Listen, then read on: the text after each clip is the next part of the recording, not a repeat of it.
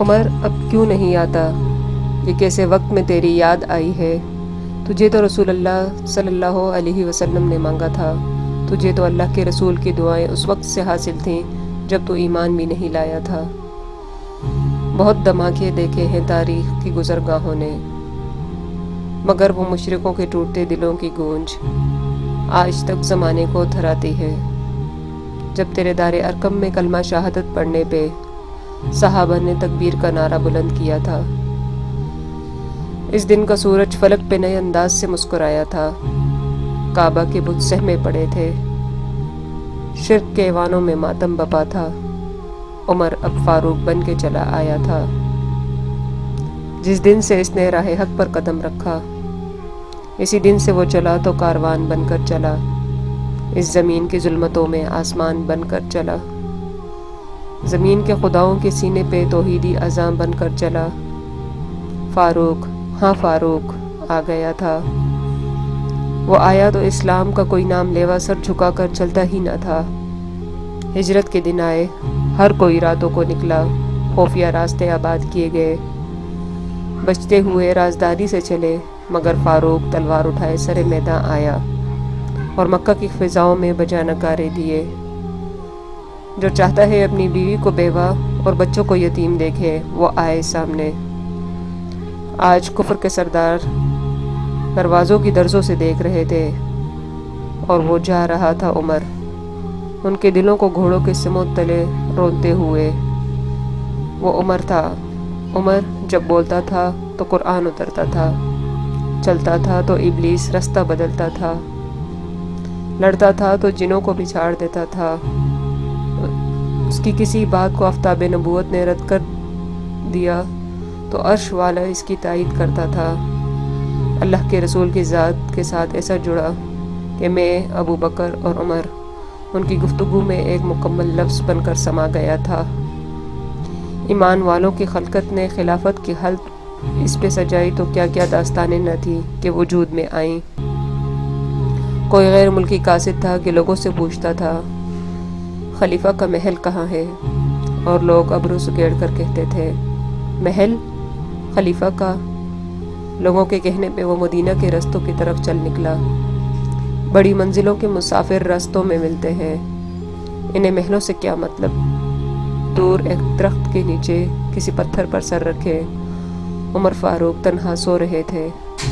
قاصد دیکھتا رہا، تکتا رہا۔ ایک روز شاہ ہرمز لباس فاخرہ میں ملبوس ملنے آیا، پوچھتے پوچھتے مسجد آیا جہاں عمر تنہا سو رہے تھے۔ وہ انگشت مندندہ رہ گیا اور پھر اس کی گواہی تاریخ نے قلم اٹھا کر ثبت کر لی۔ تو نے انصاف کیا اور آرام پایا عمر۔ توحید کا وہ پاسباں ایسا تھا کہ فاتح جنرل خالد بن ولید رضی اللہ عنہ سے سپہ سالاری کا قلمدان لے لیا کہ کہیں لوگ اللہ کے بجائے سیف اللہ پہ توکل نہ کرنے لگے۔ حجر اسود پر پروانوں کی طرح لپکتے لوگوں کے ہجوم میں اس نے پتھر کو چوما اور ببانگ دہل کہا واللہ تو ایک پتھر ہی ہے، اللہ کے رسول کو تجھے چومتے نہ دیکھا ہوتا، کبھی تجھے اپنے لبوں سے لگایا نہ ہوتا۔ وہ کہ جس کا نام لینے پر کفر کے ایوانوں میں پابندی تھی کہ بادشاہوں کی طبیعت ناساز ہوتی ہے، اسے بھری مجلس میں عورت اٹھ کر کتاب اللہ کی آیت سنا کر ٹوکتی تھی کہ اللہ کی دی وسعتوں کو تنگ کرنے کا تمہیں اختیار کس نے دیا عمر؟ تو عمر کی بھیگی آنکھیں جھک کر برسر ممبر کہتی تھیں ہر شخص تم سے زیادہ فقیہ ہے عمر۔ تاریک راستوں کے تنہا مسافر صحراؤں میں تھک کر بیٹھ جاتے تھے تو عمر کو سامنے پاتے تھے۔ کہیں بنت آدم کی درد میں ڈوبی آہیں ابھرتی تھیں تو عمر اپنی اہلیہ کے ساتھ مرہم لیے چلا آتا تھا۔ ادھر گھر میں معصوم بچوں کی بھوک سے کراہیں اٹھتی تھیں، ادھر گھر پر آٹا اور گھی اٹھائے عمر کے دروازوں پر دستک گونج جاتی تھی۔ جہاں غم ہوتا وہاں عمر ہوتا، جہاں ستم ہوتا وہاں عمر ہوتا، جہاں کفر ہوتا وہاں عمر ہوتا، ہر کوچہ ہر محاذ پہ دین حق کا پاسباں عمر ہوتا۔ اگر محمد کے بعد کوئی نبی ہوتا تو ہاں عمر ہوتا۔ آہ کیسے وقت پہ تیری یاد آئی ہے، آج جن زمینوں کی کنجیاں تجھے دشمن نے خود تھمائی تھیں، ان کے قفل آج ہمارے لہو سے کھولے گئے ہیں۔ دین محمد پر ہر سمت سے یلغار جاری ہے، اور اطلس و حریر و دیبا میں ملبوس ہمارے حکمرانوں کی قبائیں کفار کے رستوں کی دھول صاف کرتی ہیں۔ آج فرات کے کنارے بکریاں پیاسی ہیں، اس کا پانی امتیوں کے لہو سے سرخ ہو چکا ہے۔